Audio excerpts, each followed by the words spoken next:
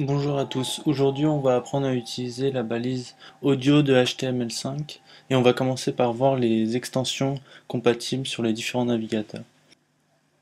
Vous pouvez voir qu'il y a 3 extensions compatibles sur les plus gros navigateurs du marché et que seul Google Chrome euh, soutient ces 3 extensions, donc .mp3, .wave et .ogg. Donc il est conseillé de mettre ces fichiers audio sous ces 3 formats pour qu'ils soient lisibles par le plus de monde possible. Donc maintenant on va s'attaquer au code.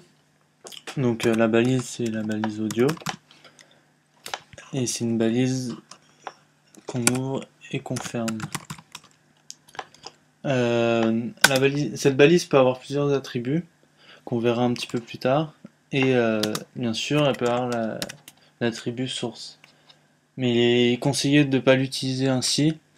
Comme je vous l'ai dit plus tôt, il faut mettre les différentes sources de nos fichiers. Donc les fichiers OGG, le fichier Wave et le fichier MP3. Bon, nous on n'utilise que Chrome, on va utiliser qu'un fichier MP3. C'est plus simple pour nous. Donc on définit la source et le type. Donc la source c'est mon son.mp3 et le type c'est audio slash mp3 mpeg pardon. Pour ajouter les sources OGG et Wave, c'est exactement la même chose. Il suffit de rajouter cette ligne de code avec les différents types qu'il faut. Donc pour OGG, ça sera OGG. Pour Wave, ça sera Wave. Il n'est pas obligatoire de mettre le type comme attribut, mais c'est plus rassurant pour éviter d'oublier une source, par exemple. Il est grandement conseillé également de mettre un message au cas où aucune des sources ne se lance, donc par exemple votre navigateur ne dit pas ce son, par exemple. Par exemple si on utilise un navigateur qui lit pas les .mp3 alors que nous on lance que du .mp3, et ben le message s'affichera sur ce navigateur là.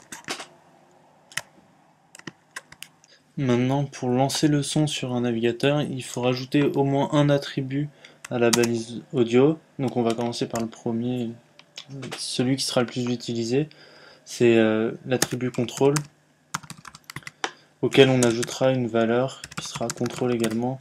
C'est pas obligatoire, mais c'est conseillé de rajouter cette valeur pour que ce soit lu par tous les navigateurs. Donc on enregistre et on teste.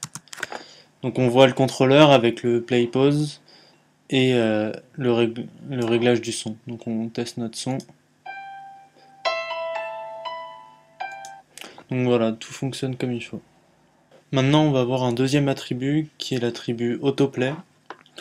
Donc autoplay qui a pour attribut lui aussi autoplay. Donc comme le premier, c'est pas obligatoire mais c'est grandement conseillé. On va tester et logiquement notre son va se lancer tout seul. Donc voilà. Donc voilà, ça marche comme il faut. Le troisième attribut qu'on va voir, c'est l'attribut loop. Donc loop, qui va prendre pour valeur lui aussi le même nom, loop. Cet attribut va permettre de faire tourner en boucle le son. Donc on teste.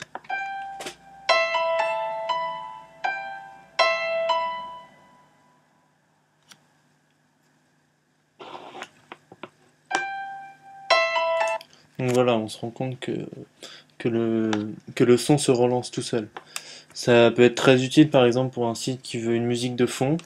On enlève le contrôleur, on met autoplay et loop, et la musique tournera en boucle lorsque l'utilisateur sera sur le site. Le dernier attribut qu'on va voir pour la balise audio, c'est l'attribut preload, qui va définir quand est-ce qu'on charge notre son.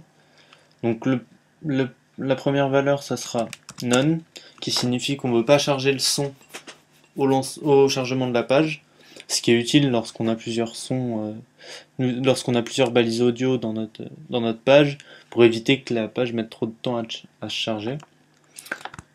La deuxième valeur, c'est metadata, qui signifie qu'on veut charger uniquement le nom, enfin toutes les données du son sans charger le son en lui-même. Et enfin, l'attribut par défaut, la valeur par défaut, qui est la valeur auto, qui signifie qu'on charge le son dès le début et donc, comme j'ai dit tout à l'heure, à prendre avec des pincettes lorsqu'on a plusieurs sons. C'est tout pour la balise audio d'HTML5. Je suis pas rentré dans le détail des autres attributs qui sont pas encore valides W3C, qui sont compatibles uniquement sur Mozilla par exemple. On les verra plus tard. Dans un prochain tuto, vous verrez la balise vidéo.